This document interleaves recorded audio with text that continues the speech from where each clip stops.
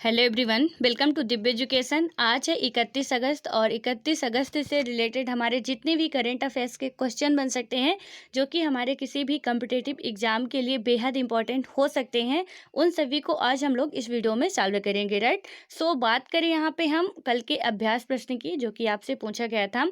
इसमें था कि पूर्व वित्त सचिव यानी कि राजीव कुमार को निर्वाचन आयुक्त नियुक्त किया गया है। भारत निर्वाचन आयोग में मुख्य निर्वाचन आयुक्त को छोड़कर कितने निर्वाचन आयुक्त हैं?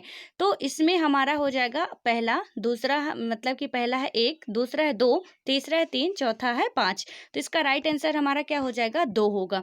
उसके बाद बात करते हैं व्याख्या की। तो इसमें बताया जा रहा है कि भारतीय संविधान का भाग 15 चुनावों से संबंधित है। ठीक है, यानी कि जो भाग 15 है भारतीय संविधान में, क्योंकि वर्तमान में भारत का संविधान कितने भागों में डिवाइड है, तो भारत के संविधान में वर्तमान समय तक की बात करें तो 25 भाग हैं। ठीक है, हालांकि मूल संविधान में 22 थे, लेकिन प्रेजेंट टाइम में कितने हैं? 25 भाग हो चुके हैं। तो यहाँ पे क्या बताया जा रहा है कि भाग 15 चुनावों से संबंधित है। संविधान के अनुच्छेद 324 से 329 तक चुनाव आयोग और सदस्यों की शक्तियों, कार्य, कार्यकाल, पात्रता आदि से संबंधित है। तो ये आर्टिकल की कितने से कितने आर्टिकल तक और भाग, तो ठीक है, ये भाग 15 में है। चुनाव से संबंधित जितने भी जो भी नियम कानून बनाए जाते हैं भाग 15 में, और भाग 15 के अंतर्गत कितने कितने आर्टिकल हैं? 324 से 329 तक, क्योंकि इनसे रिलेटेड भी क्वेश्चन बनते हैं। उसके बाद हमारा आता है कि मूल संविधान में, यानी मूल संविधान का मतलब 26 जनवरी 1950 जिस दिन भारत का संविधान लागू होता है। ठीक है, तो मूल संविधान में निर्वाचन आयोग में केवल एक चुनाव आयुक्त का प्रावधान था। 1 अक्टूबर 1993 को इसे 3 सदस्यीय आयोग वाला कर दिया गया। तब से निर्वाचन आयोग में एक मुख्य चुनाव आयुक्त और 2 अन्य चुनाव आयुक्त होते हैं। ठीक है, यानी कि हमसे क्या क्वेश्चन में पूछा जा रहा था कि मुख्य चुनाव आयुक्त के अलावा और कितने चुनाव आयुक्त होते हैं? तो यहाँ पे 2 और होते हैं, यानी कि 3 जो होते हैं। कब ये किया गया था? 1 अक्टूबर 1993 में किया गया था। और क्या किया गया था कि 3 सदस्यीय आयोग वाला कर दिया गया था। ठीक है, तो यहाँ पे एक मुख्य होगा और 2 अन्य चुनाव आयुक्त होंगे। उसके बाद हमारा आता है अगला क्वेश्चन, जो कि पहला क्वेश्चन है आज का, कि नदियों में पाई जाने वाली डॉल्फिन के संरक्षण को बढ़ावा देने के लिए भारत की कई देशों के साथ सहयोग पर सहमति बनी है। इस सहमति में शामिल देश हैं, इसमें हमारा पहला है, यानी पहला स्टेटमेंट है बांग्लादेश, दूसरा है नेपाल, तीसरा है म्यांमार, चौथा है श्रीलंका। सो इसमें हमारा पहला ऑप्शन है 1 और 4, दूसरा है 2, 3 और 4, तीसरा है हमारा कि 1, 2, 3 और चौथा है हमारा 1, 2, 3 और 4। तो इसका राइट आंसर हमारा क्या हो जाएगा? 1, 2 और 3। अब बात करें यहाँ पे व्याख्या की, तो इसमें क्या बताया जा रहा है कि नदियों में पाई जाने वाली, जो नदियों में पाई जाती है डॉल्फिन के संरक्षण को बढ़ावा देने के लिए कौन कौन से कंट्री शामिल हुए हैं? भारत, बांग्लादेश, नेपाल और म्यांमार के विशेषज्ञ मिलकर सहयोग करने पर सहमत हुए हैं। ठीक है, चौथा ऑप्शन हमारा क्यों गलत है? क्योंकि यहाँ पे श्रीलंका दिया हुआ है। श्रीलंका नहीं, यदि इंडिया दिया होता तो राइट होता। तो यहाँ पे क्या हो जाएगा? बांग्लादेश होगा, नेपाल होगा और म्यांमार होगा। ये तीनों ही देश भारत के साथ मिलके उसके संरक्षण की बात कर रहे हैं। ठीक है, उसके बाद हम बात करते हैं अगले क्वेश्चन की। यहाँ पे हमारा अगला क्वेश्चन बनता है कि विश्व स्वास्थ्य संगठन यानी कि वर्ल्ड हेल्थ ऑर्गेनाइजेशन WHO ने हाल ही में अफ्रीका महाद्वीप को पोलियो मुक्त घोषित किया है। इस संदर्भ में निम्न कथनों में से कौन सा या से कथन सत्य है? सो इसमें पहला है हमारा कि नाइजीरिया पोलियो मुक्त घोषित होने वाला अंतिम अफ्रीकी देश है। दूसरा हमारा बनता है यहाँ पे दूसरा स्टेटमेंट कि अब केवल पाकिस्तान और अफगानिस्तान ही ऐसे देश बचे हैं जहां अभी तक पोलियो वायरस मौजूद है। और तीसरा स्टेटमेंट हमारा क्या कहता है कि WHO ने 2014 में भारत को पोलियो मुक्त घोषित किया था। सो इसमें पहला है केवल 1, दूसरा है 2 और 3, तीसरा है 1 और 3, चौथा है हमारा 1, 2 और 3। तो इसका राइट आंसर हमारा क्या हो जाएगा? 1, 2 और 3। यानी कि बात करें इसकी व्याख्या की, तो इसमें क्या बताया जा रहा है कि WHO या की बात करें तो वर्ल्ड हेल्थ ऑर्गेनाइजेशन, इसका फुल फॉर्म जो होता है WHO का, उसके अनुसार क्या किया गया है कि अफ्रीका महाद्वीप में पोलियो वायरस केवल अफ्रीका के नाइजीरिया में ही बचा है। ठीक है, पहला स्टेटमेंट क्या कहता है कि अफ्रीका के नाइजीरिया में ही बचा है, बिल्कुल राइट है। उसके बाद है 1996 में पूरे अफ्रीका में करीब 75,000 बच्चे पोलियो का शिकार हुए थे। इस दौरान अफ्रीका का हर एक देश प्रभावित था। WHO ने 27 मार्च 2014 को भारत को पोलियो मुक्त घोषित किया था। इस दिन दिल्ली स्थित WHO के कार्यालय में आयोजित समारोह में दक्षिण पूर्व एशिया को पोलियो मुक्त क्षेत्र घोषित किया गया था। इसी के तहत भारत भी पोलियो मुक्त घोषित हो गया था। कभी भी देश को अकेले पोलियो मुक्त घोषित नहीं किया जाता है, ठीक है।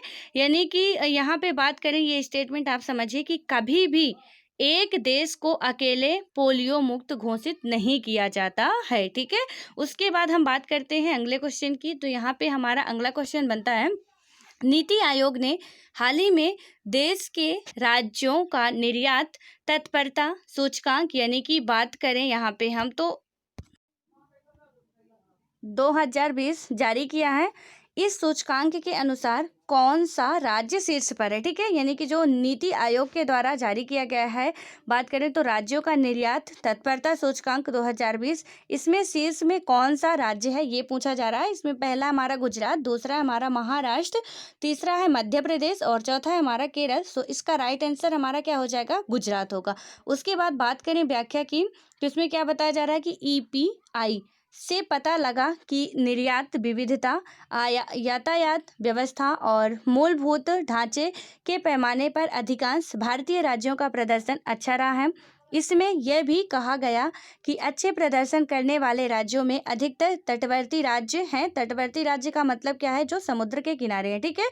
तो इसमें कौन कौन से राज्य ऐसे हैं, गुजरात हो गया, महाराष्ट्र और तमिलनाडु को शीर्ष 3 स्थान प्राप्त हुए हैं। केंद्र शासित प्रदेशों में दिल्ली ने सर्वश्रेष्ठ प्रदर्शन किया है, जिसके बाद गोवा और चंडीगढ़ है, ठीक है। यानी कि बात करें तो राज्यों में जो तटवर्ती राज्य हैं, तो यहाँ से भी आप याद रख सकते हो, यदि इंडिया का मैप आपको पता है तो यहाँ पे ये गुजरात रीजन का जो है, गुजरात हो गया, महाराष्ट्र हो गया, तमिलनाडु हो गया, ये क्षेत्र समुद्री किनारे के देश है, ठीक है। यानी क्षेत्र है या कि राज्य है, देश नहीं है। सो यहाँ पे पहले स्थान पर है गुजरात, दूसरे पे है महाराष्ट्र और तीसरे पे तमिलनाडु है। और केंद्र शासित प्रदेश की वहीं पे यदि हम बात करते हैं तो पहले पे दिल्ली है, दूसरे पे बात करें तो गोवा और तीसरे में चंडीगढ़ है, ठीक है, तीसरे नंबर पे। उसके बाद आता है हमारा अगला क्वेश्चन। तो इसमें क्या पूछा जा रहा है कि उड़ान योजना संबंधित है। पहला है इसमें कि देश के क्षेत्रीय इलाकों में विमान सेवा से, दूसरा है ग्रामीण भारत बालिका छात्रवृत्ति से, और तीसरा है हमारा खेल कूद प्रतिभाओं के चयन से, और चौथा है हमारा अंतरिक्ष में मानव मिशन से। सो इसका राइट आंसर क्या हो जाएगा, देश के क्षेत्रीय इलाकों में विमान सेवा से, ठीक है। जो उड़ान योजना है यानी उड़े देश का आम नागरिक, तो ये किससे है, देश के क्षेत्रीय इलाकों में विमान सेवा से है। उसके बाद हम बात करते हैं यहाँ पे व्याख्या की। इसमें क्या बताया जा रहा है कि सरकार ने क्षेत्रीय हवाई संपर्क योजना उड़ान, यानी कि बात करें उड़ान नाम क्यों दिया गया है इसका, कि उड़े देश का आम नागरिक के चौथे दौर में 78 नए मार्गों की मंजूरी दी है।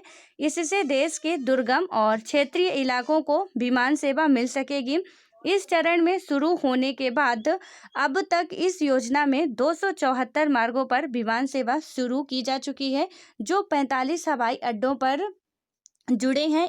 इसके अलावा 3 हेलीकॉप्टर सेवाएं भी काम कर रही हैं, ठीक है। उसके बाद हम बात करें अगले क्वेश्चन की। तो यहाँ पे हमारा अगला क्वेश्चन है कि प्रधानमंत्री जनधन योजना के हाल ही में 6 वर्ष पूरे हुए हैं। इस योजना के संदर्भ में निम्न कथनों में से कौन सा या से कथन सत्य है। तो इसमें पहला है हमारा कि यह योजना स्वास्थ्य बीमा से संबंधित है। दूसरा हमारा है कि 2014 में यह योजना लागू की गई थी। और तीसरा हमारा है यह योजना सिर्फ ग्रामीण क्षेत्र के लिए, ठीक है। और इसमें पहला हमारा ऑप्शन बनता है केवल 1, दूसरा है केवल 2, तीसरा 1 और 3, चौथा 1, 2 और 3। सो इसका राइट आंसर क्या हो जाएगा, ओनली 2, ठीक है। और ये केवल 2 क्यों होगा, क्योंकि जो है ये ये मतलब जो जनधन योजना है तो वो स्वास्थ्य बीमा के लिए नहीं है, ठीक है। उसके लिए अलग से एक योजना चलाई गई थी और उस योजना का नाम आप लोगों को बताना है, क्योंकि स्वास्थ्य बीमा के लिए भी एक योजना चलाई गई है, उसका कार्ड भी बनता है। सो आप लोग प्लीज़ बताने की कोशिश कीजिएगा। देन उसके बाद नेक्स्ट डे तो हम बताएंगे ही क्या होता है। यहाँ पे दूसरा क्यों सही है, क्योंकि बिल्कुल ये राइट व्याख्या कर रहा है, यानी 2014 में जनधन योजना की शुरुआत की गई थी। ठीक है, और यह योजना सिर्फ ग्रामीण क्षेत्र के लिए नहीं है, और यहाँ पे दिया गया है कि यह योजना सिर्फ ग्रामीण क्षेत्र के लिए है, इसलिए ये भी क्या हो जाएगा, रॉन्ग हो जाएगा, यानी केवल 2 ही राइट होगा। और व्याख्या की बात करें, डिटेल से थोड़ा समझते हैं। यहाँ पे क्या बात की गई है कि प्रधानमंत्री जनधन योजना के 28 अगस्त को 6 वर्ष पूरे हो गए। देश के सभी लोगों को बैंकिंग सुविधाओं से जोड़ने के लिए 28 अगस्त 2014 को यह योजना लागू की गई थी। इस योजना के तहत खोले गए कुल खातों में से 63.6% ग्रामीण इलाकों में खोले गए हैं, वहीं 55.2% खाता धारक महिलाएं हैं। ठीक है, तो यहाँ पे हालांकि ग्रामीण इलाकों में ज़्यादा इसका लाभ हुआ है, और इसीलिए मेन मुद्दा यही था, लेकिन हम ऐसा नहीं कह सकते कि एकदम से ग्रामीण वासियों के लिए ही था। और यहाँ पे महिलाएं भी थी, जो कि कितनी है, 52.2% खाता धारक महिलाएं हो चुकी हैं, जिनका अभी तक कोई खाता नहीं रहता था। तो इसके तहत क्या हुआ है कि 55.2% महिलाएं, बहुत बड़ा आंकड़ा होता है, तो वो सभी क्या हो गई हैं, खाता धारक हो गई हैं जनधन योजना के तहत। ठीक है, प्रधानमंत्री जनधन जो योजना आती है उसी के तहत। और इसकी डेट हो सकता है कि लक बाई चांस पूछ ही ले। ठीक है, तो यहाँ पे डेट भी याद रखना है, 28 अगस्त 2014, क्योंकि एग्जामिनर का कोई वो नहीं रहता, वो क्या पूछ लेता है, इसलिए हमको सब कुछ पता होना चाहिए। और ये यदि बात करें तो स्वास्थ्य सेवा के लिए नहीं था, बैंकिंग सुविधाओं को जोड़ने के लिए था। ठीक है, बैंकिंग सुविधाओं से जोड़ने के लिए ये मेन रूप से जनधन योजना लाया गया था। उसके बाद आता है हमारा अगला क्वेश्चन, मारी के लुकास रिजने वेल्ड को निम्न में से किस पुस्तक के लिए 2020 का अंतर्राष्ट्रीय बुकर पुरस्कार प्रदान किया गया। तो इसमें हमारा पहला है कि ओटमार्स जोन, देन सेकंड है हमारा the discomfort of evening, then third है हमारा कि हरिकेन सेशन, मतलब कि हरिकेन सीजन। उसके बाद हमारा फोर्थ है द मेमोरी पॉलिसी। ठीक है, तो इसमें हमारा राइट आंसर हो जाएगा सेकंड नंबर, यानी कि बात करें तो द डिस्कम्फर्ट ऑफ इवनिंग। उसके बाद बात करते हैं व्याख्या की, तो इसमें बताया भी जा रहा है कि रिज नेवेल्ड, इनका नाम याद रखना है आपको। तो रिज नेवेल्ड को यह पुरस्कार उनकी पुस्तक, यानी कि बात करें तो द डिस्कम्फर्ट ऑफ इवनिंग के लिए दिया गया है। यह पुस्तक ग्रामीण नीदरलैंड के एक कट्टर ईसाई समुदाय के एक किसान परिवार की कहानी है। इस पुस्तक को पहली बार डच भाषा में 2018 में प्रकाशित किया गया था। मिशेल हचिसन ने इस पुस्तक का अंग्रेजी में अनुवाद किया है। यह पुरस्कार मूल बुकर पुरस्कार से अलग है, और इसका लक्ष्य विश्व भर में अच्छे उपन्यास के अधिक प्रकाशन और उसे पढ़ने के लिए प्रोत्साहित करना है। उसके बाद आता है हमारा अगला क्वेश्चन, और इसमें क्या पूछा जा रहा है कि परमाणु परीक्षण के खिलाफ अंतर्राष्ट्रीय दिवस मनाया जाता है। सो इसमें पहला है 21 अगस्त, दूसरा है 24 अगस्त, और तीसरा है हमारा 29 अगस्त, और चौथा ऑप्शन हालांकि यहाँ पे कट हो। ठीक है, तो इसमें राइट आंसर हमारा क्या हो जाएगा, खैर इसका राइट आंसर जो होगा वो 29 अगस्त ही होगा। तो इसमें बात करें व्याख्या की, तो इसमें क्या बताया जा रहा है कि प्रत्येक वर्ष क्या होता है कि 29 अगस्त को परमाणु परीक्षण के खिलाफ अंतर्राष्ट्रीय दिवस, यानी कि बात करें तो international day against nuclear test मनाया जाता है। और उसके बाद इस दिवस को मनाने का उद्देश्य, जो मेन इसका टारगेट होता है, क्या होता है कि परमाणु हथियारों से होने वाले नुकसान एवं उनके दुष्प्रभावों के बारे में लोगों को जागरूक करना होता है। ठीक है, जो परमाणु हथियार से जहाँ बहुत मतलब कि फ़ायदा तो कम ही होता है, लेकिन नुकसान इसमें बहुत ज़्यादा होता है, तो उसी के लिए लोगों को जागरूक करने के लिए ये किया गया है, और इसका दुष्प्रभाव भी लोगों पर ना पड़े, तो इसके लिए भी ये अभियान चलाया जाता है।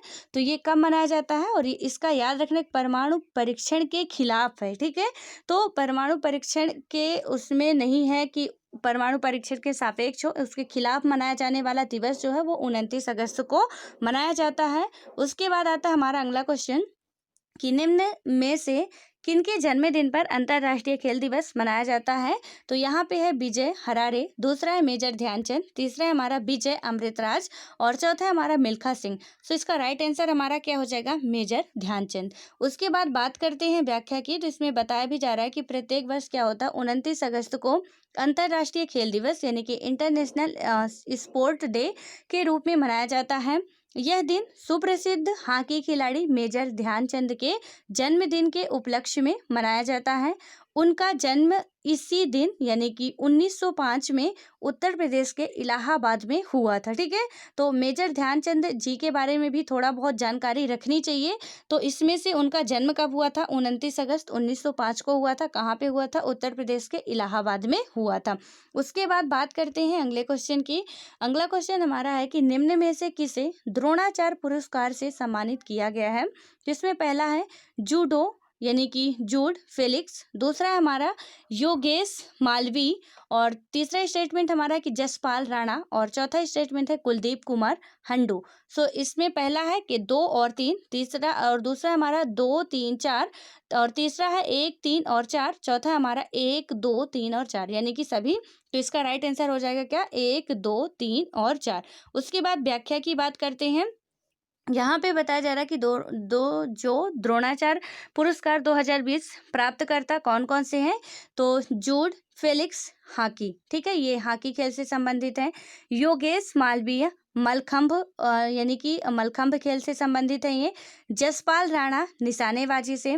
कुलदीप कुमार हंडू वुशु, और गौरव खन्ना पैरा बैडमिंटन से। ठीक है, तो इन खिलाड़ियों के नाम के साथ साथ मैंने अभी एक दिन राजीव गांधी खेल पुरस्कार में भी आपको बताया था, और आज यहाँ पे द्रोणाचार्य पुरस्कार की बात करें। ठीक है, तो वहाँ पे और यहाँ पे जहाँ भी हो तो खिलाड़ियों के नाम के साथ साथ उनका ये भी याद रखना है कि वो किस खेल से संबंधित है, क्योंकि क्वेश्चन डायरेक्ट ऐसे पूछा जाता है कि जूडो फेलिक्स द्रोणाचार्य पुरस्कार पाने वाले खिलाड़ी किस खेल से संबंधित है। ठीक है, अब वहाँ पे यदि दे दिया ऑप्शन हॉकी दे दिया, मलखंभ दे दिया, निशानेबाजी दे दिया, तो ये पता होना चाहिए हमको कि जूड फेलिक्स हॉकी खेल से संबंधित है, और योगेश मालवीय मलखंभ से, जसपाल राणा निशानेबाजी से, कुलदीप कुमार हंडू भुसु से, और गौरव खन्ना पैरा बैडमिंटन से। ठीक है, यानी कि बात करें तो इसके जो चारों ऑप्शन दिए हुए हैं, जूड फेलिक्स, योगेश मालवीय और जसपाल राणा, कुलदीप कुमार हंडू, तो ये बिल्कुल राइट होंगे। और यहाँ पे एक और है जो कि ऑप्शन में नहीं दिया हुआ है, लेकिन हमको पता होना चाहिए, गौरव खन्ना को भी द्रोणाचार्य पुरस्कार दिया जा रहा है। वो किस खेल से संबंधित है? पैरा बैडमिंटन से। उसके बाद नीचे द्रोणाचार्य पुरस्कार के बारे में बात करें थोड़ा, तो इसमें क्या है कि द्रोणाचार्य पुरस्कार उन प्रशिक्षक कोच को दिया जाता है जिन्होंने अंतरराष्ट्रीय स्पर्धाओं में मेडल जीतने वाले खिलाड़ी दिए जाते हैं। ठीक है, यानी कि ये जिनके नाम हम अभी पढ़े वो कोच हैं, यानी खेल के खिलाड़ी नहीं, कोच है। ठीक है, तो यहाँ पे बात करें ट्रेनर है, ये सभी के जो कोच होते हैं आपको पता होगा, तो ये जिनके नाम दिए गए हैं कोच के नाम दिए गए हैं। ठीक है, और कोच को ही द्रोणाचार्य पुरस्कार या प्रशिक्षक को ही द्रोणाचार्य पुरस्कार दिया जाता है। इस पुरस्कार का जो प्रारंभ है 1985 में हुआ था। द्रोणाचार्य पुरस्कार विजेता को 5 लाख रुपए का नगद और लघु प्रतिमाएं और प्रमाण पत्र दिया जाता है। तो ये जो आपको मैंने अभी पढ़ा प्राइज जो इसकी है, और इसमें क्या क्या दिया जाता है, तो पूछा जाता है कि राजीव गांधी खेल पुरस्कार में कितना रुपए दिया जाता है और क्या क्या दिया जाता है। उसमें 25 लाख रुपए दिया जाता है। ठीक है, और इसमें कितना दिया जाता है? द्रोणाचार्य पुरस्कार में 5 लाख रुपए नगद दिए जाते हैं, और लघु प्रतिमाएं और प्रमाण पत्र एक दिया जाता है। ठीक है, तो ये क्वेश्चन भी डायरेक्ट बन सकता है कि द्रोणाचार्य में कितने लाख रुपए दिए जाते हैं और क्या क्या दिया जाता है, या कि राजीव गांधी खेल पुरस्कार में क्या क्या दिया जाता है, भारत रत्न में क्या क्या दिया जाता है, वो पता होना चाहिए हमको। ठीक है, उसके बाद आते हैं हम अगले क्वेश्चन में। तो यहाँ पे हमारा अगला क्वेश्चन है कि जापान के प्रधानमंत्री जिन्होंने हाल ही में अपने पद से त्यागपत्र दे दिए हैं, तो इसमें पहला शिंजो आबे, दूसरा है इत्सुनोरी ओनोडेरा, तीसरा है हमारा तारो कोनो, और चौथा है हमारा तोशिमित्सु और मोटेगी। तो इसका राइट आंसर हमारा क्या हो जाएगा? Shinzo Abe. उसके बाद बात करते हैं इसकी व्याख्या की। तो यहाँ पे बताया गया है कि जापान के प्रधानमंत्री जो अभी हाल फिलहाल तक थे, ठीक है, थे अभी, अब है नहीं, तो वो कौन थे? शिंजो आबे ने स्वास्थ्य कारणों से अपने पद से 28 अगस्त को त्यागपत्र दे दिया।